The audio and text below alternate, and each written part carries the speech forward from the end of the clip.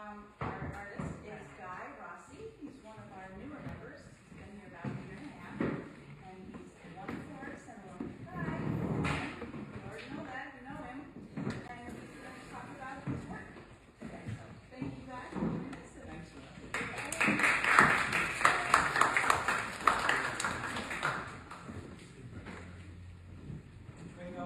The first thing I want to do is I need to thank all the folks here at the Brandon Artist Guild. And I'm serious. I mean, it feels funny for me to look at the wall and see something that says Artist of the Month. I'm serious. I look at that and I'm like, artist? Me? Artist? And Carol and I have this joke. I walk up to her in the house and I say, hey Carol, guess what? I'm an artist. Because I've never been called an artist before, right? So, I want to just, being part of the Brandon Artist Guild has been such a wonderful thing for me.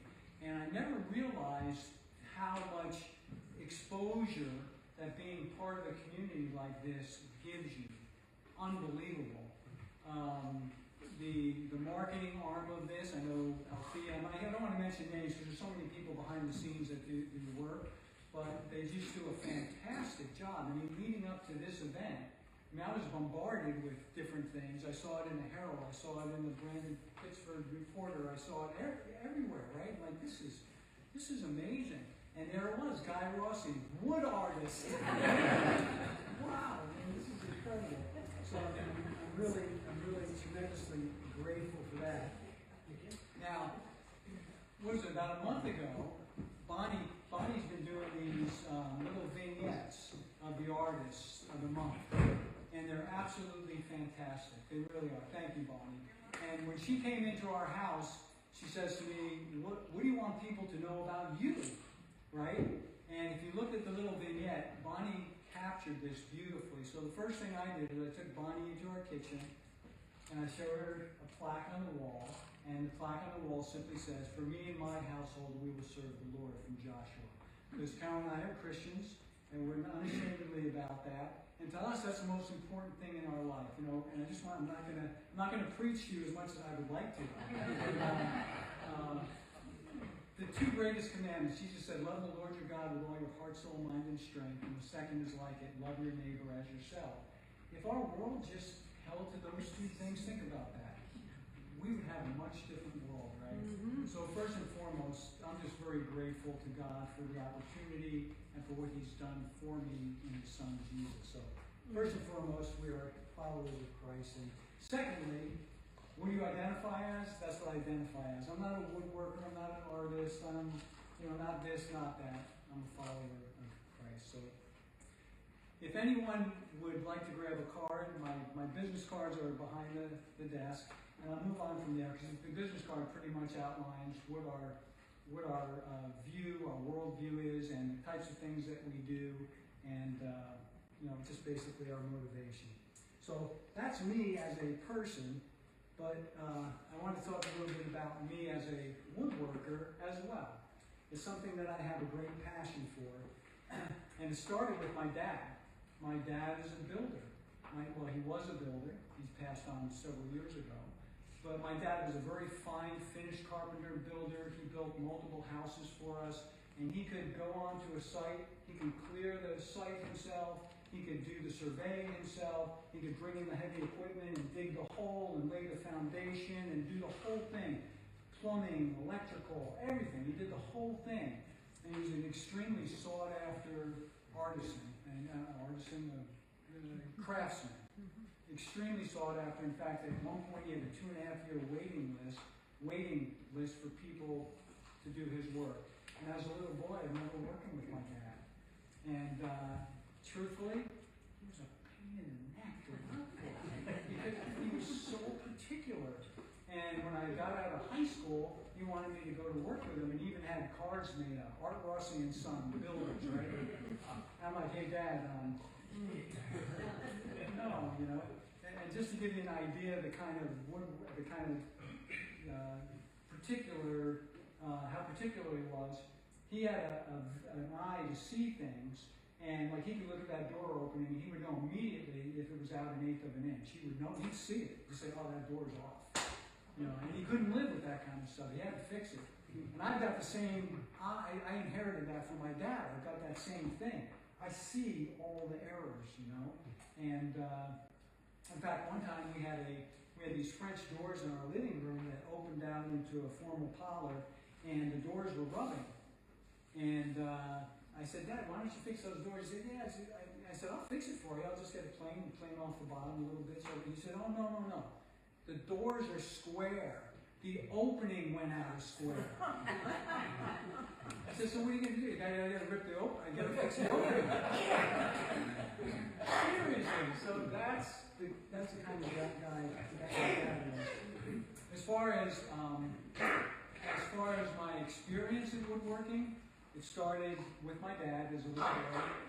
And then when I got into junior high school, they started offering woodshop. So I had 7th grade, 8th grade, 9th grade, 10th grade, 11th grade, 12th grade. I always took woodshop. I always got there early. I stayed after school. I just loved working in the woodshop. And then my mom encouraged me to say, well, why don't you think about, maybe you want to be a teacher. Maybe you want to go to school for this. And I said, yeah, maybe. So I did. I went to Kane College of New Jersey. Now it's called Kane University. And I majored in industrial arts. And I was an education major, and I got my teaching degree, and my concentration was woodworking. And here's a really cool thing. So, in the woodworking curriculum, there's 2 paths you can go on. One of them was the technical teaching path. And when I say technical, I mean technical. When you're going to build something, you have to do an orthographic projection. It has to be all correct. An orthographic projection is just, let me see, I got a plan. Basically, a plan like this. It's got top view, front view, side view. It's got all the measurements, and from this you build your piece of work. But it was even more than that. In the school that I went to, you couldn't just use the orthographic projection. You had to turn that orthographic projection into a full-size working drawing. Full-size working drawing. So this is a full-size working drawing of a small piece, Thomas Jefferson writing salute. And so you've got to build it so that you can literally take your measurements right off, or lay your pieces of wood right against the full-size plan. So that was the education side. In fact, when you took a test on the education side, if you spelled something wrong, you used incorrect grammar, you didn't punctuate right, the answer was wrong. Even if you got the answer right, it was wrong. I'm like, you gotta be kidding. So I had to so for me it was a learning curve. It's like, man, because that wasn't my strong suit. I knew the answers, but I didn't spell real good, and I wasn't good with punctuation, and so I had some rough tests, right? So it was kind of tough. So that was on the education side, it was the plan dictated your project, right? Here's the plan, here are the specs, you make the project is graded against your plan. Does it match your plan? Is it within, 1/16 of an inch of whatever the plan is saying? Did you build it for a plan? Okay, not too much was talked about the wood. So then there's the fine arts side of this, right? Okay, so I started taking courses in the fine arts curriculums. And my professor there, a guy by the name of Stan Martin Buckner, who's just fabulous. And he introduced me to people like James Krenov and George Nakashima, and some of the really, at that point, really high-end woodworkers who actually came and spoke at our college. And James Krenov in particularly impacted me. And this was such a totally different from the education side. I say the fine art side was kind of warm and fuzzy and touchy-feely, right? It was. So I can remember my first fine arts course, and we were to make a jewelry box. And my jewelry box was made out of 2 pieces of Honduras mahogany, beautiful wood, and had 2, I think they were like 2.5 to 3 inches thick. And the jewelry box was going to be made out of that. So in my mind, I'm thinking orthographic projection, full-size plan, everything. So I talked to, so Stan says, okay, so what I want you to do with that is get a piece of chalk and just start scribbling on the piece of wood. See, whatever the grain is talking to you about. I'm like, talking to me about, okay, so all right. So I get a piece of chalk and I start chalking it out, and I start chopping pieces away, got a gouge, and I'm cutting pieces away and doing all this stuff. And it really was, you can't imagine how freeing it was because there was nothing that could be wrong. It could only be right. Well, maybe not. If you really did a poor job of reading the grain, he might talk to you about that. But this piece came out to look like a bust of George Washington. It's just like George Washington. It was the coolest thing, and I made wooden ebony hinges on it, and we ended up donating that to a charity auction, and I don't know what it went for. I don't want to know. I know how much work went into it. I don't want to know how much went into it. So, in the fine art side of it, the material dictated the project. Right? And that's what I like to do now. I like to have the material dictate what I'm going to do with it as much as I possibly can. Or if I have a plan for something, I take my time sourcing the wood so that it'll work with whatever I'm building. It makes a difference. If you see someone who makes frame and panel cabinets, right, and you look at the cabinetry, and it could be the same design, but you look at the cabinetry and you just say, something, the grain of the wood is just not matched up. The panels don't match. It's terrible. It's, IKEA. So,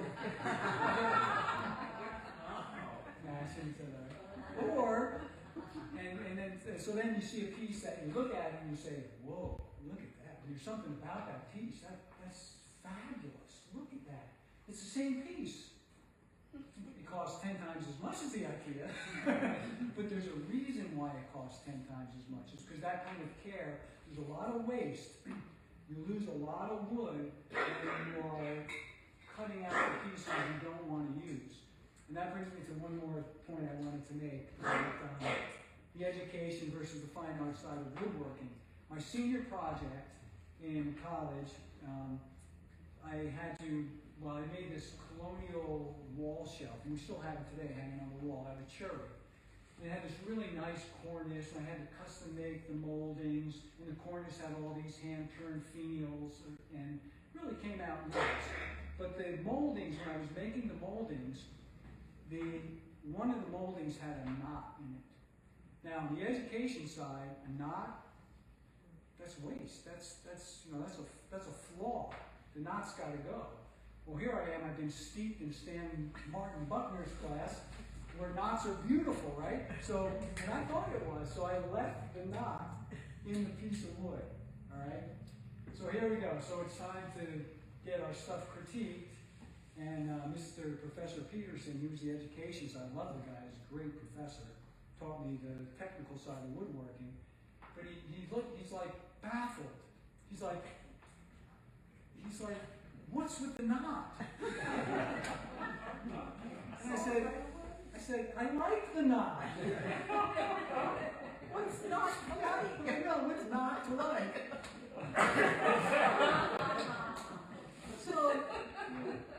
So he said, yeah, but you should have at least treated it. You should have filled it with stick shellac. Or he's telling me I should have filled it. I said, I like the texture.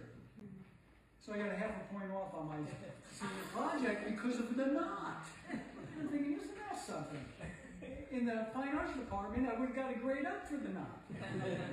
So anyway, that's the difference between the strict educational side and then the fine arts side. And I've been blessed that I've been able to mix those two things. Okay, I've got the background in both of them.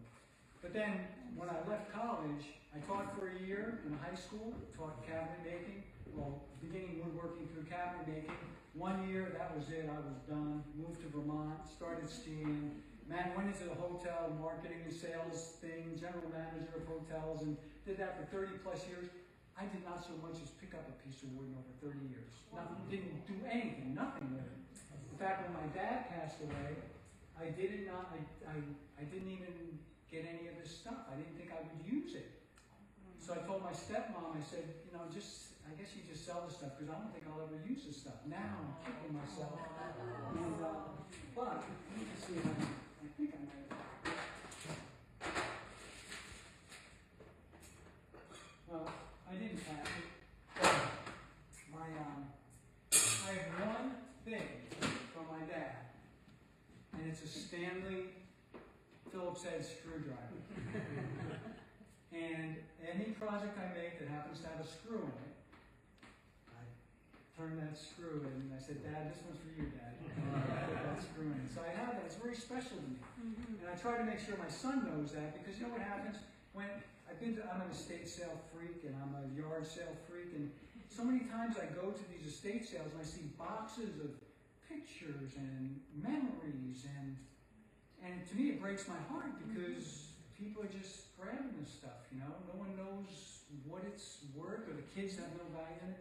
So I try to at least say, hey, try this screwdriver. Please keep this screwdriver and give it to your son, and make sure he knows what this screwdriver is, so they can pass this thing on, because it means something to me. Anyway, it's just a screwdriver. Anyway. So that's my educational side. Materials. So, just want to make sure I have time to do everything I'm going to do. I'm just playing with your heads a little bit here. I have something in my hand that is an absolute miracle. You may not think it's a miracle, but I know it's a miracle. And when you see it, you'll probably say, what's he talking about, right? Okay. If it wasn't for what's in my hand, this wouldn't be here. If it wasn't for what's in my hand, you'd be in the basement. If it wasn't for what's in my hand, none of these walls would be up. None of the structure would be here. And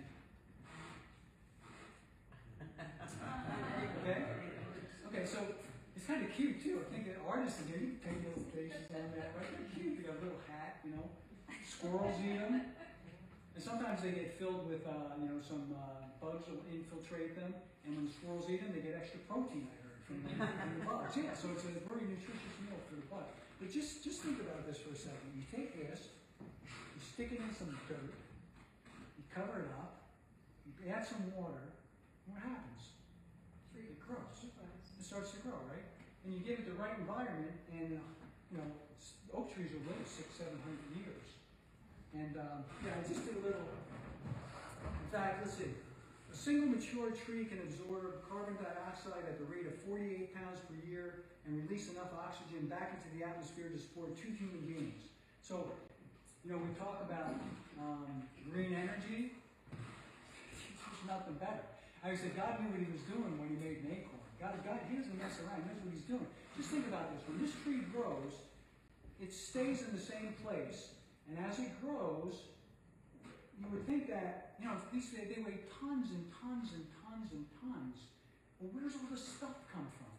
I mean, how does the tree, you think the ground would sink, right? Where's it getting all this stuff? Well, trees take carbon dioxide, water, and sunlight, and they turn it into energy at 97% efficiency.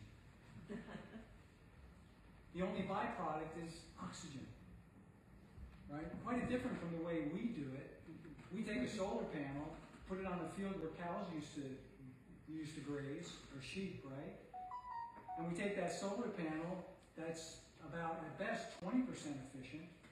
And in 20 years, we have to get rid of all the heavy metals, the lead, the cadmium, all the poisonous metals that are in that. We have to get rid of it somehow. An oak tree, when it's done, white oak, right here, baby, right? It's right here. We burn it. It keeps us warm. It gives us shade. It keeps the area cool. The Robert Frost Trail, many of you are familiar with that, up as you go up toward Breadloaf, right? I brought a group of kids up there, and I was kind of walking around, and I was by the bridge that goes over a stream, and it was a wicked hot day. It was in the mid-90s, humid. And as I walked toward that bridge, there's a hillside that's covered with trees, a lot of oak trees, maple trees up there. And as I stood there, I felt like someone had an air conditioner on, blowing cold air on me. that's what trees will do. We need these trees. And it literally was cool air coming down out of that forest, down across the river stream. Fantastic. So I always say, God knew what he was doing when he made trees and when he made the earth. Okay.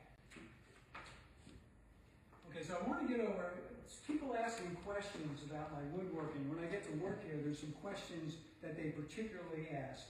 And one of them is, and this is a very frequent one, how do you, they always ask me, how do you make that bow? What, because just looking at it, they ask me how I bend it, do I steam it, and no, none of the above. It's really a very simple thing to do, and I'll demystify it in about 2 seconds here. So, the way something like that is done is really quite simple. You have a full-size plan, right? Okay.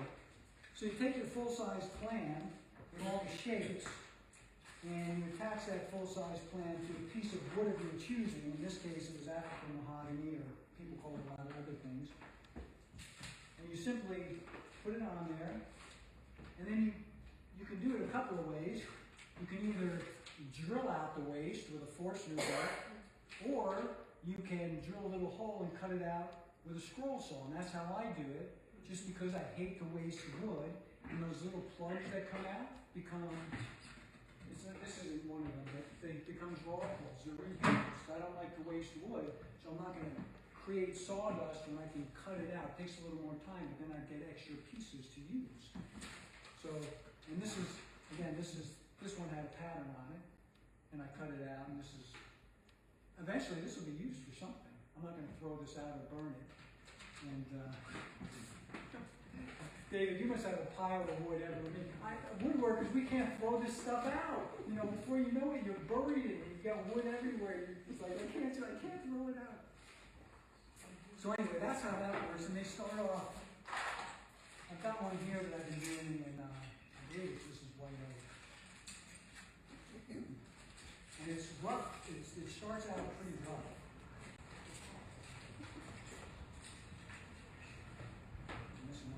But anyway, so it gives you a little idea. So that's one piece cut out. Then you have another piece cut out with a little notch in it. They fit together like that, like so. Okay. And then you've got this piece that goes in here like this, on an angle. It still needs to be chamfered. But so there you have the basics of it, right? Now, I always say that 20% of a piece takes 80% of your time. So this looks like it's about complete. This was the easy part.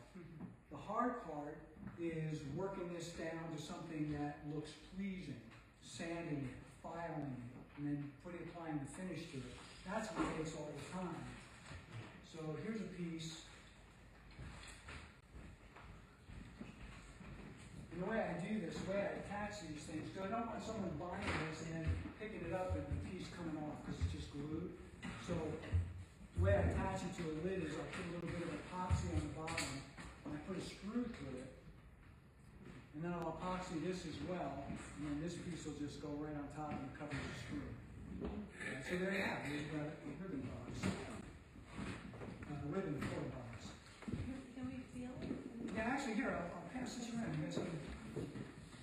And so, the pieces if you want. And then you can say, well, what kind of finish do I want to put on this? I like using non-toxic finishes as best I can. I don't like anything where you have to wear a respirator.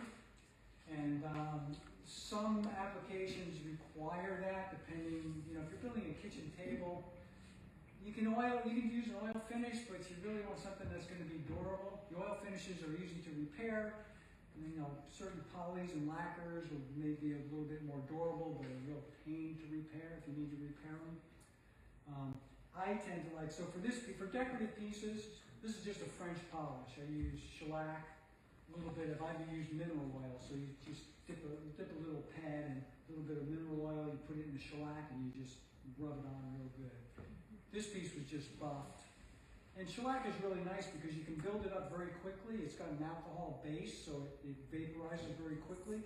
So you can put multiple coats of shellac really, really fast. And if you mess it up, no big deal. You get a piece of steel wool, scrub it back down, and just keep working on it. Works nice on the lathe, French polish does, because you got the piece of wood spinning, and you can, dip it right in oil and the shellac and work it.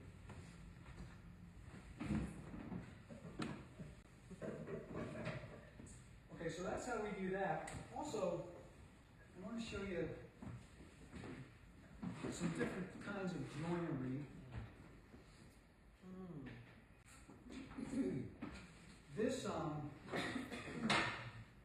This piece, this is a fairly new piece that I just did.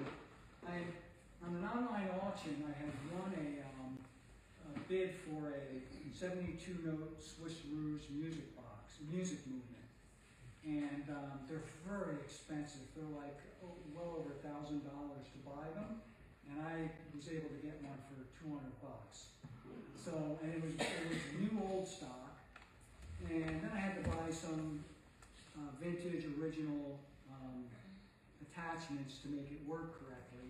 But this particular box is made out of curly maple. You see that? And if I turn it, it probably changes a little bit. That's called chatoyance. Everybody, it's just gorgeous. And it also has, this is a piece of spalted birch. So I made, I don't know if you can see that, but I made an emblem on the top of this, and it came out of that piece right there, right? So this is the piece that I cut it out of. What I like to use on this, I've tried a lot of different things on curly maple. I like to keep it as white as possible. If you use some oil finishes like boiled linseed oil or Minwax antique oil or Waco Danish oil, it tends to yellow it a bit. And you can also use an aniline stain, which will make the curl pop more, but this didn't need more popping. It'll make the curl pop more, but it'll take away the chatoyance. It'll take away that. So I try to keep it as natural as possible. This one is finished with Odie's oil, and it's a hard wax oil. They call them hard wax oils. And that's my favorite now because you can get this stuff all over your hands. You don't have to wear a respirator. It's non-toxic. It's hard. It's durable. It's fairly easy to apply. You really buff it in, and then you've got to buff it all off. If you don't buff it off, in a month, your finish is going to look terrible. Because anything that's left on the surface, see what these hard wax oils do is they penetrate the wood and they harden inside the wood. If you leave anything on the surface, it's going to get hazy over time. And so it matters what kind of wood, what kind of grain you put it on. I did it on one of these mahogany ribbons. I used it, and it looked beautiful for the first month. And then I noticed, what happened to that ribbon? It's like, it's all hazy. I wasn't able to get it because I couldn't buff it all out, and the end grain and the stuff stuck in the end grain. It was horrible. It was a mess. So yeah, it's great stuff if you use it correctly. But I prefer just shellac on these kind of things. It's easy, it works really well. This particular joinery on this is what's called a corner post double dovetail. And this is not done by hand. This is done with an Incra jig on my router table. And everyone said, oh, so it's not really handcrafted, you just use a machine. Setting up these machines, setting this up to make this box took me several hours to get it just right, because you've got to dial it in. When you have such fine joinery, you're working to, less than a 64th of an inch. And most of the time in woodworking, you can't really do that. But with an Incra jig, you can go to thousandths of an inch, right? And I have a router lift also that micro makes the bit go up and down just perfectly, so you're able to create a very fine fit. So let me just play this thing for you. Here's the inside of it. Okay, and then this piece of wood slides, simply slides. And then inside is the inside is the music box movement. And it plays rock. We took a while to figure this out because there was nothing attached to it. We couldn't figure out what the tune was. So I contacted a guy from Florida who's been doing this for 42 years, a rouge expert. You know, that's what he specializes in. It's, what's the name of his business? It's called musichouse.com. Anyway, he was really helpful in helping me get all the pieces I need to make this thing work correctly. And we figured out that it's Rachmaninoff's Piano Concerto No. 2 in C minor, Opus 18. That's it. And he was able to track down the original tag. I haven't put it on yet. They come with these little stickers. And this is from the late 70s, early 80s, this movement. He was able to track one down for me and get me one.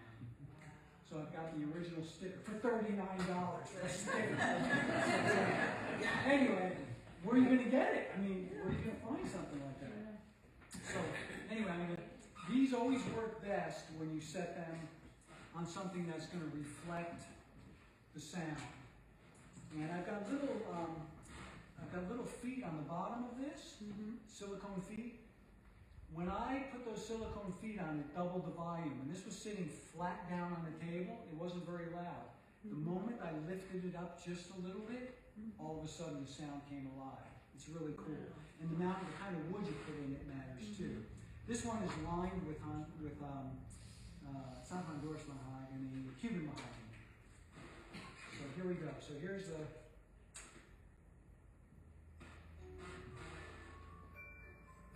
Have a little glass door on it too.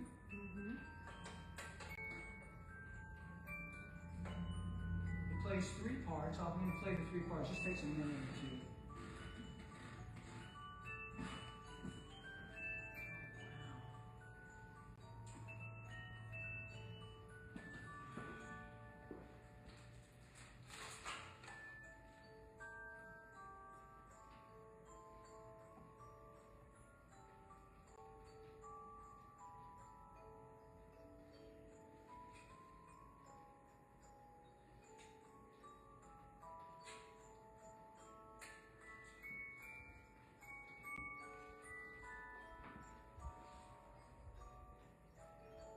And one more tune.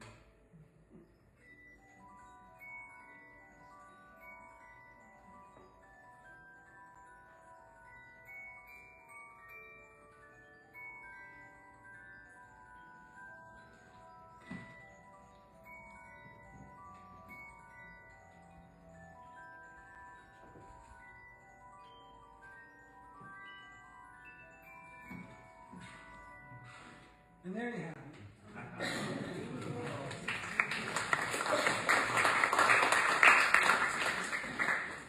How am I doing for time now? Because my wife has a tendency to do one by it. Okay, so we've got the this. And people also ask me about the Kamiko. That's something new I just taught myself how to do. And it's really not difficult, or really anybody can learn to do it. It's just a matter of wanting to be able to do it and just going through the process. And I'm going to just quickly, this is a piece I'm working on right now. You know, just to give you an idea of what it takes to, the patience that it takes to make something like this. So this piece is just double stick taped together because I'm not sure I like the frame.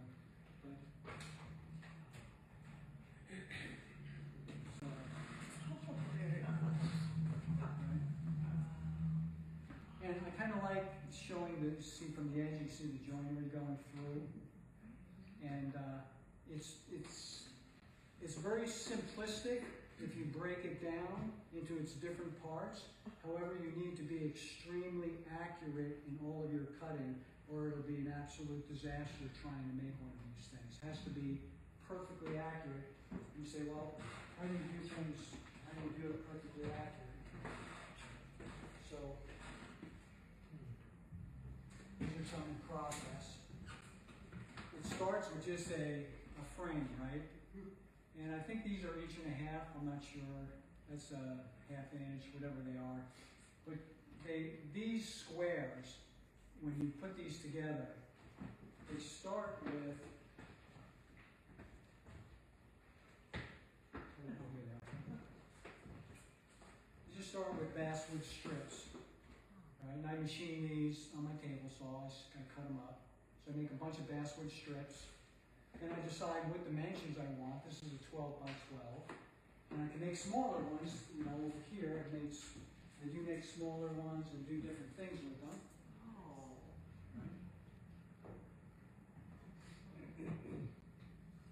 And I just thought this is the coolest thing to try to incorporate into a piece of furniture. I mean, that's where this came from, right? So I wanted to make a piece of furniture that the Kamiko panels would fit into. This is Japanese, right? Can you build? Yeah, it is. I don't know the history behind it. I'm not good at remembering history of stuff. I just know what I like and I try to learn how to do it. So it starts with that. Then you cut up a bunch of these kind of pieces, and each one of these has 4 cuts on them. And I'm not gonna build this. I don't want to keep it too long. But so these, you start by building this. These are all friction fit. Okay, there's no glue in this at all. There's no glue around at all. It's all friction fit. Okay, and they lock in place.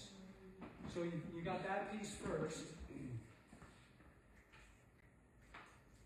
Then you've got these pieces. This also has 4 angles on it. It's got 22 and a half. I think it's 22 and a half. Not that it really matters. Yeah, these are 22 and a half degrees. These ones here are 67 and a half or something like that. And they create a little hinge. And this has the same angle. The hinges are exactly the same angle, except one of the hinges goes 1/3 of the way across this little piece of wood. The other angle goes 2/3 of the way across. So one little angle, it's tiny, but you've got to be able to somehow cut that, right? And cut it accurately thousands of times. And there's no machine that's going to do that for you. Maybe there is these days, but you know. It's like putting together one of those really So I'm gonna, airplanes. yeah. So these I'm gonna just stick 2 of these together, and then you make a locking piece. And this is why it's so important that every single one of these squares is exactly the same dimension, because when you go to put your locking piece in, if they're not exactly the same dimension, your locking pieces are going to be all different sizes. So now you've got a custom length every single piece. That would be crazy trying to do that, right? So let me. I just want to show you how they're cut. It's really pretty simple.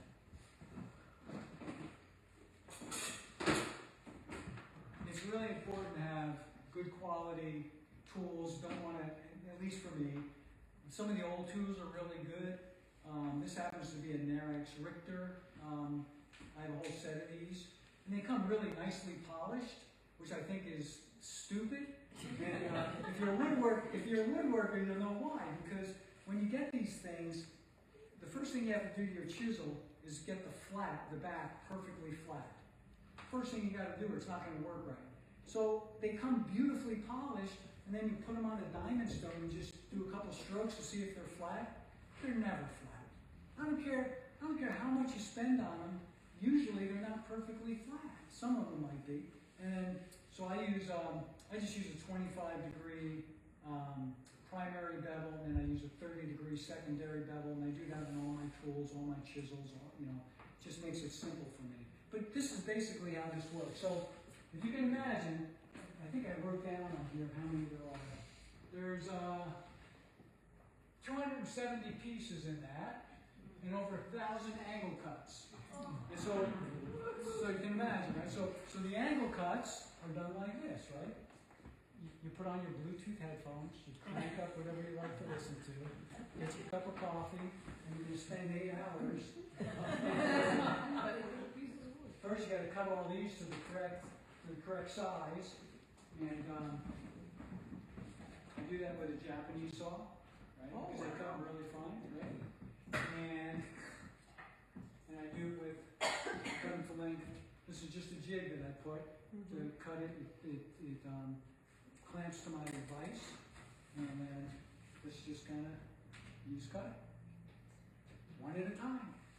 And if things don't go well, I hear her yelling and Summer coming up into the house.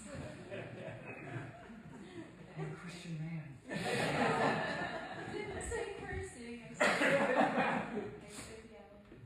So basically, I've already got these preset to the exact length that they need to be, and this is the exact angle it needs to be.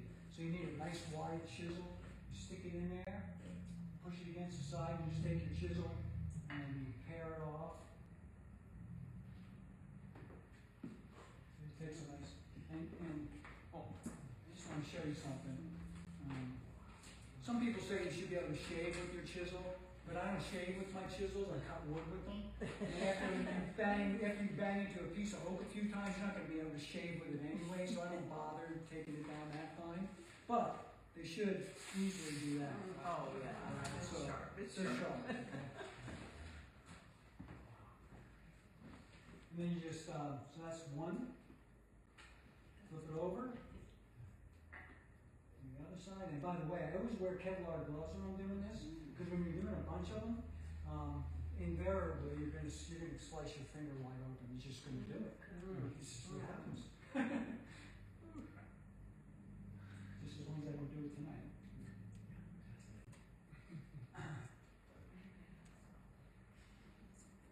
Okay.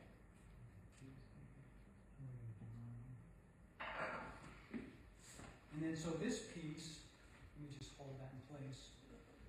You see, these pieces are just floating in there. And now what I've got to do is I've got to lock it in with this. So if I did all my measurements correctly,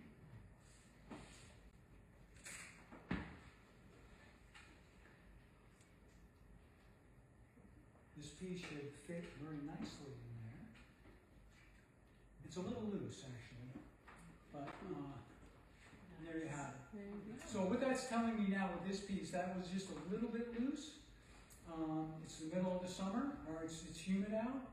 In the winter, that's going to be falling out. So if I were going to continue with that, I'd make my locking pieces just slightly bigger, and so it locks in.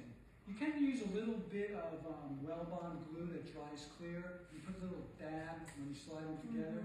And I actually did that with the Kamiko table I did there. I did put a little bit of glue because I found that being here in the bag and the humidity was kind of low, and I made it in the summer, they were getting a little bit loose.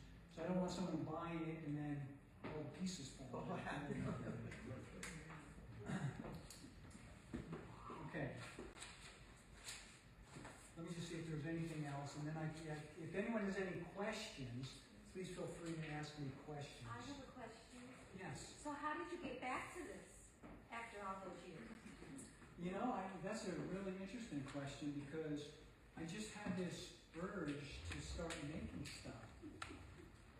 I can't really put it. Oh well, no, I can pinpoint it. Our son had a son, so we had a grandson. So I wanted to make him some toy. I didn't bring any of the trucks with me, but I've sold some through the bag here. And my first set, the first thing I started doing was I made some of a toy truck set. It was a dump truck, bucket loader on a beaver tail trailer. Big, heavy thing. And this before I had my shop set up, I was using an old Shopsmith. And it was not very accurate, and it took me forever to build the thing. I think I had like 65 hours plus into building this thing. You know, it shouldn't have taken that long.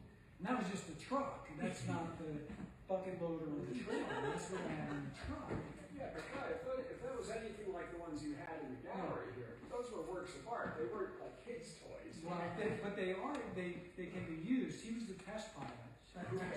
So we gave it to him on Christmas. He was all excited. He's jumping up and down. He's all excited about it. So a couple months later, I walk in and he's got the beaver tail trailer, one end of it on the coffee table, one end of it on the couch, and he's standing on it.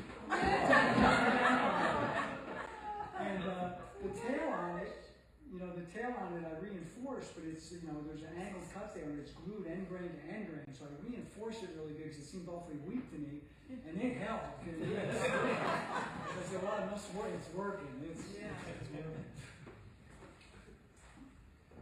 I wanted to just, before we end, and then you can ask me questions afterwards too, I wanted to show you some of the pieces of wood that really inspire me. My philosophy in woodworking is, if you're going to spend a lot of time and effort building a piece of furniture, you might as well use the very best, highest quality, most interesting wood you can find, because that's what makes the difference, right? This piece, it's got, the secondary wood is cherry. There's no plywood in this. Look at that piece of wood. I mean, it's just gorgeous. This piece of wood, from every angle, it looks good. It has a lot of chatoyance, but it's just fabulous. And then the pole is just a hand-carved piece of Cuban mahogany that came from an old 1700s, from a 1700 table. Because Cuban mahogany is kind of hard to source these days unless you buy an old table. And if you're ever testing the quality of a drawer, watch it will get stuck. But you should be able to pull the drawer out with one finger and push it back in with one finger, right? That shows that it's usually a quality piece. Okay. I didn't show this earlier, but this is my jig for cutting the framework for the Kamiko. To cut these frame pieces. This is the jig I use on the table saw. It's purposely made for that. It also has a miter thing to cut the miters, so I can make these little pieces really simple, these frames. And then this helps me to cut everything exactly the same on multiple pieces. And I've got a thing here that says, danger, safe, safe. And the reason why I do that, when you're using anything on a table saw, it's very easy to get your thumb behind the piece of wood, and it's a very unforgiving environment in the wood shop. When I go down to the wood shop, over my shop entrance, it says, "Whatever you do, work heartily as unto the Lord and not men." So I walk in there, I tap that, and I look at my fingers and I say, "Lord, I walked in this wood shop with 10 working fingers, they're all attached. I pray I walk out of it with 10 fingers that are still attached." And so far, he's been faithful. Once I come back here, okay, so I think that's where I'll end it, because I just don't want to bore everybody. But if anyone has any questions, just holler. I did bring a bunch of different types of wood. If you want to take a look at it, I've got some other pieces with some chatoyance. And I guess there's one thing I did want to show you. I brought way too much stuff here. This I might give to Robin Kent, because I think she could do something. I think this is right up her alley, And this is just junk wood. It's cut off the end, when they're milling logs. But yet, this was given to me. I said, wow, there's just something cool about that. There's something I can make with that. I don't know what, but I want it. It smells good. It's pine. Back in the 70s, on a trip out to California, we decided to buy a table. It was, and I don't know the right term, but redwood, I think. It had a lot of, I don't know, it reminds me of that piece that's revolving there. It had a lot of Spalting? I don't know what to call it. The problem was, when we got it home and had small children, I had to pack it away because it was so rough on the edges, and we never secured the top to the base, which was just like two pieces of wood nailed together. It was beautiful because it was very natural. It had not been cut by a saw or anything. It was just burl wood or something. I don't even know what it was called, but it was beautiful. Yeah, it was a color. Yeah, that was it. This is redwood burl. Oh, okay. So that's what it was. But it's very heavy, but very just gorgeous. It was so natural. The last thing I wanted to do is show you this. I got 4 pieces of this wood. And you look at it and say, what do you want that wood for? Well, what I do is when I look at a wood pile, I like to look at the end. Now, if you're a woodworker, you see that, you start drooling, because that becomes, I don't know if you can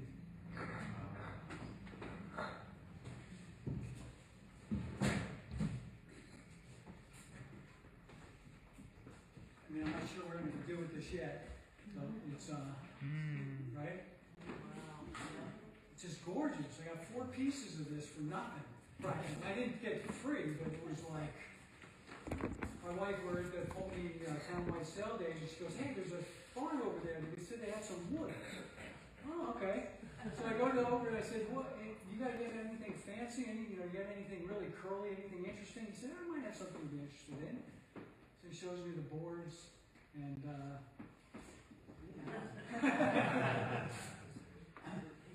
got any more of that stuff? No, that's all we got. I'll take as much as you got. I'm looking at the table though, Guy, it's pretty nice. I think maybe people might like to know a little bit more about the work table. How many different kinds of wood are in there? Well, that's a good question. There's this is part of me being, thrifty, cheap. I do a lot of auctions, and all the wood in this table, all the wood, I got for less than $12, and I've got a ton left over. The tabletop was free, and it was my son's dining room table, and it was just 1.5 inches thick, so I ripped it into 3.5-inch strips, flipped them over, glued it together, and made this top out of it. That was free. And I've got another one I picked up on the side of the road. It's all white oak, beautiful. People just getting rid of it. I like loaded it in the back of my Prius. And this piece actually, this is been scaled down so it can fit in the back of the Prius. It completely knocks down. I hurt my shoulders. I can't show you how it knocks down. But this piece is on dowels coming right off. This piece is held together. It's got some mortise and tenon joints that fit into the bottom slot here and into the bottom of the base, so that comes right off. The tray.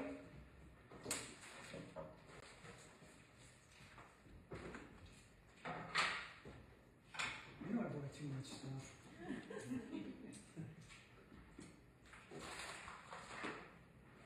Okay. The tray just lifts right off. The whole thing just breaks right down. And so the dovetail joints in this were all hand cut, as compared to the machine cut ones. And quite frankly, when you learn how to cut dovetails, the hand cut ones are quicker than setting up machinery. Unless you're going to make 20 boxes, then that's different. But when you make one-offs like I do, it makes sense just to cut them by hand sometimes because it takes forever to set the machinery up correctly. How is all the different wood? This is, I believe, it looks a lot like white oak to me, but it kind of stinks when you cut it. So I think it's elm, and I'm not sure. This wood in the bottom, I bought 4 panels that someone was getting rid of. They had miscut them for a cabinet shop, and they were warped really badly. So what I did was I have this stuff, it's called veneer tamer. And it's just basically glycerin, water, or some stuff to condition the wood. And I sprayed the piece of wood with it, and I put it in some clamping cauls to straighten it out. And then I used the joinery to hold it in place once it dried. So I was able to use wood basically that they weren't going to use for anything. I was able to use it for the bottom of this tray, and it worked out beautifully. It just worked out perfect. Is that mahogany? Huh? Mahogany? This is mahogany. Yeah. And there's all different kinds of mahoganies. This is mahogany too. Right? That's mahogany as well.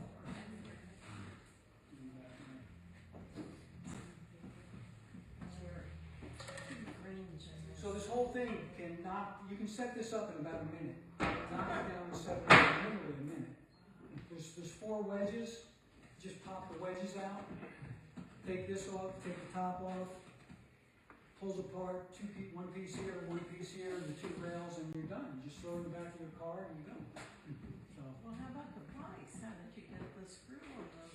Well, okay, so the vice screw, I had 2 options with this. I could just purchase a, they make really nice scissor vices and metal, and they work nice and smooth, and they're easy to work with. Or I The only thing that I didn't make on this bench is the the screw, and the nut that holds the screw. But everything else I made. I made the vice chop, I made the back, I made this piece here. So I made all that stuff. But as far as making the vice screw, it's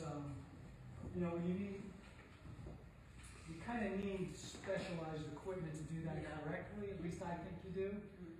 The only thing with the wooden ones is they can be a little sloppy compared to the metal ones are nice precision, but they have to be sloppy because they expand and contract with the weather, so there's got to be some slop built into them. And what I did with it is, I made my own.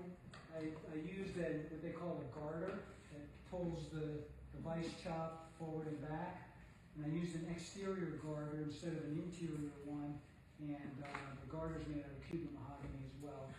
And then I put an insert in the middle of the screw here of Carpathian elm burl, just to make it look a little bit nicer. That's lovely. And I ruined my shoulder building this thing, but I really did. My right shoulder is absolutely toast because there was a lot of hand playing involved. And anyway, if when we're done here, go ahead. Is that your primary bench that you work on at home, or did you build that to do? I built this for just this purpose. Just for travel. Yeah. Yeah, and it actually looks nice in the living room. I was thinking of doing a whole living room set with this. You know, you've got end tables and a coffee table, and use this design. I think it'd be cool. Like a Morris chair type thing, you could have the different I've ones got a in it. question. Yeah. What's so much better than the sawhorses we're using now? That's right. By the way, you can land a jet on this thing. I mean, that's exaggerated. It's solid as a rock. The design just locks in place. Now, I assume when you started this, you did a complete blueprint. No. Part two is, would you own the prints? Well, I have to say, this is not an original design. This is called a Moravian workbench. They've been around for hundreds of years. And a group of, it was a religious group from Moravia, I guess, came to the States, and they settled in the southern part of the United States. And their craftsmen built these, and they brought them. A lot of times, there's a drawing of them with one of these in a drawing where they're building a wooden church organ. And they brought this in, and they work off them. They're very practical, and they would use any kind of wood they had available. They were very utilitarian, whatever they had. And I did the same thing with this. I just grabbed any wood I had in the shop and milled it and glued it together and got all the dimensions I needed, and then started chopping away. And it did take almost 6 weeks. That spinning piece back there, did you make the motor for that? What's that? That spinning piece, Yeah. did you make the motor? No. No, I purchased them.